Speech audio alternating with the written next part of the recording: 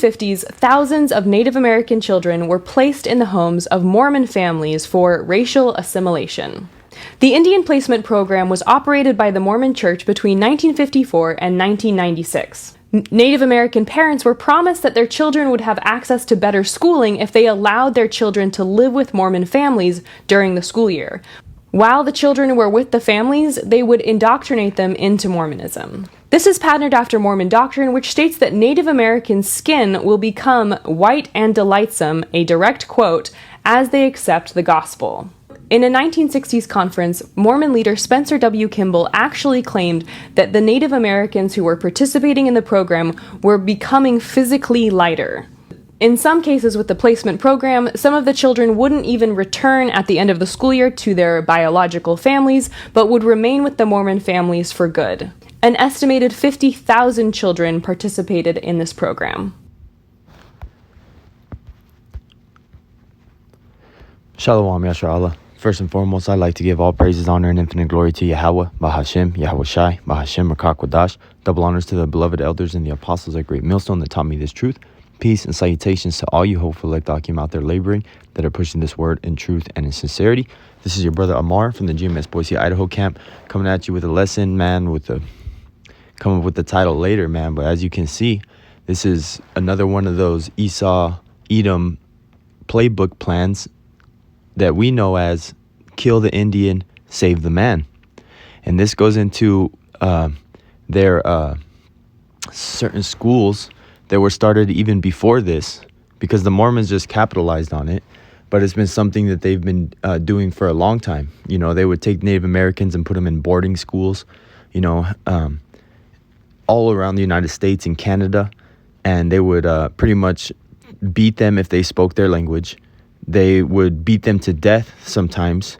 Some kids would die of starvation. Some kids would die of shock. Some kids would die of being separated from their parents and, you know, getting panda eyes and just succumbing to the stress, man, really, of being in such a foreign place where they can't talk their language. They get hit.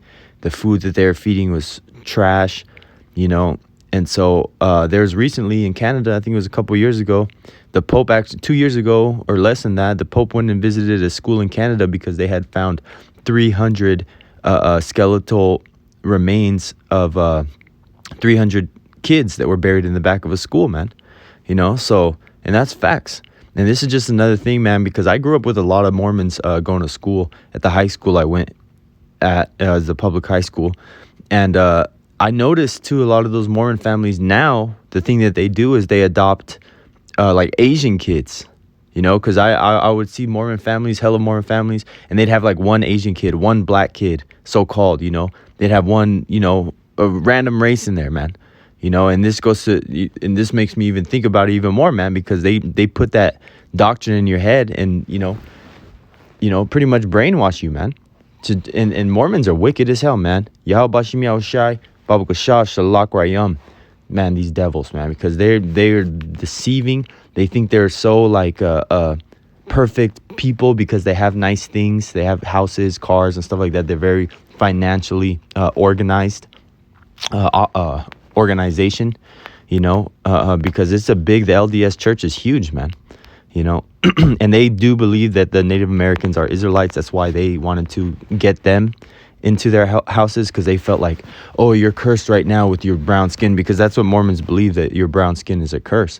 So they're like, oh, well, we're going to get the Native Americans because we believe they're Israelites, you know, which they are Israelites. But hey, guess what? You're the one with the leper skin, not us.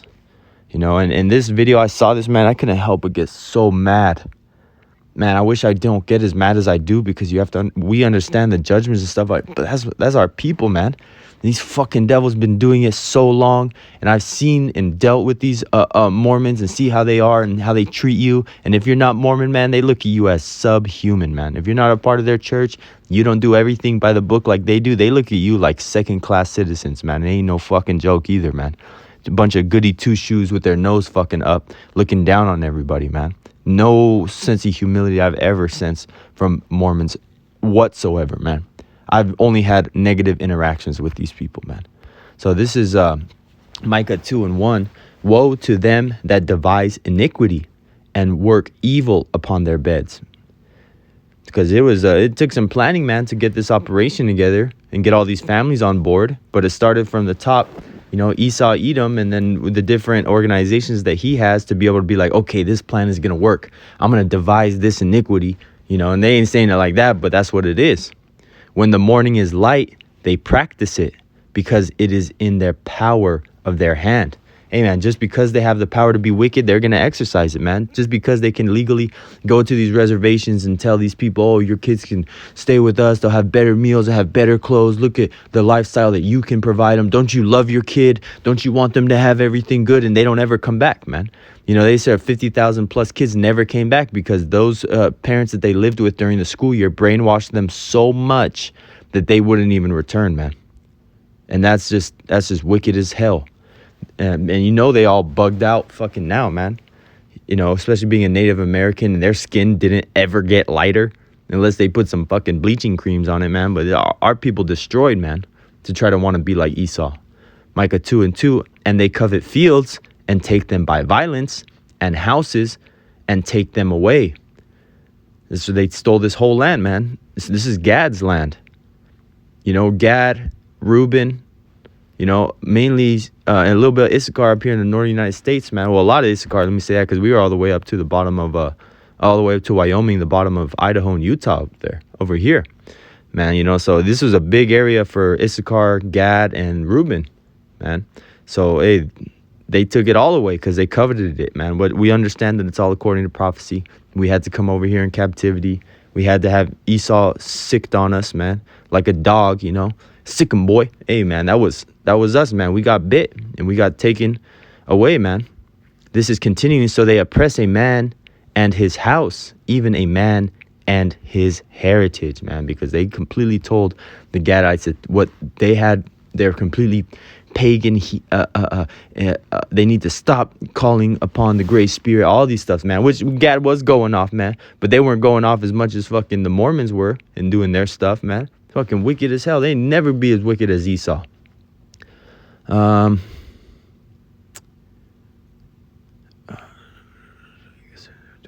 Yeah, Mosai Yahweh Shemiel Shai is against Esau Edom. This is, therefore, thus saith the Lord Yahweh, behold, against this family do I devise an evil, from which ye shall not remove your necks, neither shall ye go haughtily, for this time is evil.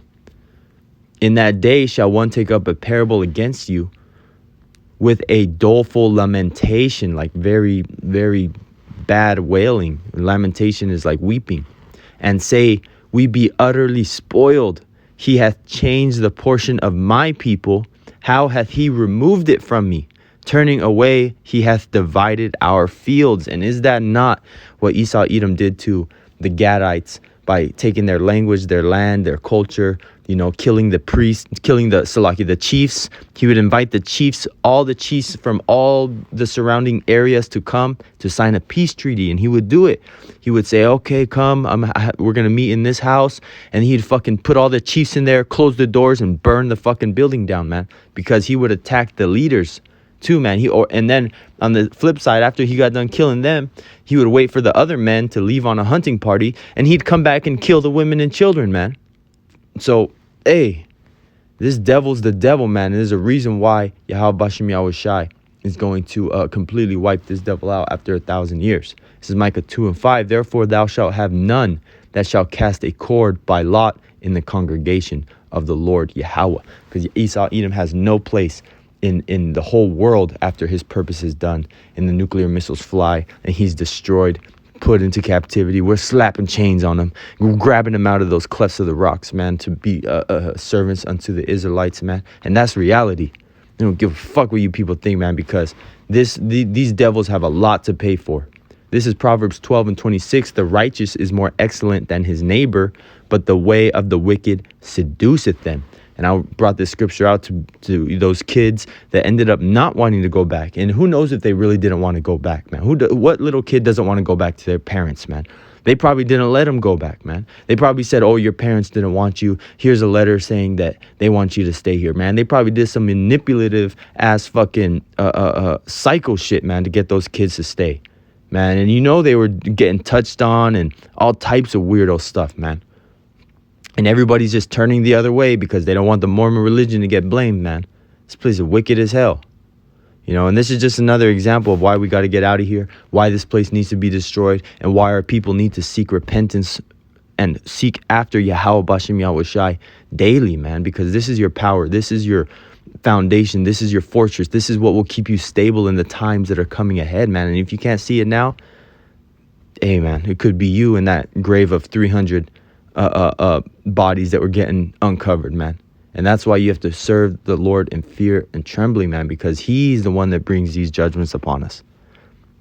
So if you didn't know anything about that, about the Mormon church, you do now. So Lord willing, this lesson was edifying. I'd like to give all praises, honor, and infinite glory to Yahweh, Bahashim, Yahweh Shai, Bahashim Rakakwadash, and double honors to the beloved elders and the apostles at Great Millstone. Peace and salutations to all you hopeful Lektakim out there that are pushing this word in truth and in sincerity. Till next time, Yahweh Ratazah, Shalom.